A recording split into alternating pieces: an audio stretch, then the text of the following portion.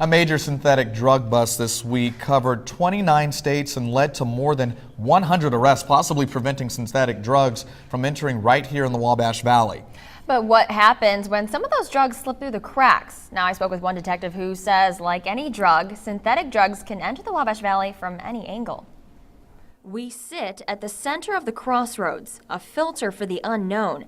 It's a straight shot through the valley. You call it Highway 41, but it's also known as the drug highway. We've had a lot of cases in the past where we can attribute the supply from Chicago, Indianapolis, west of here. I mean, we're kind of at the crossroads, so we have the major north-south and an east-west route with I-70. So we can see it from any direction, whether it be the proceeds of drugs or drugs themselves.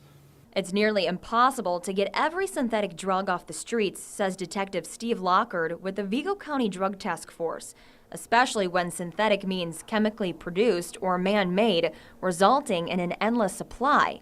But you can make a dent. You have to know who you're fighting and what you're fighting, what you're up against. That anytime you learn something new or find out something new, the bad guys always change and adapt and find new ways to do it. So you just kind of have to stay on your toes and try to keep up with them and find new and innovative ways to combat it.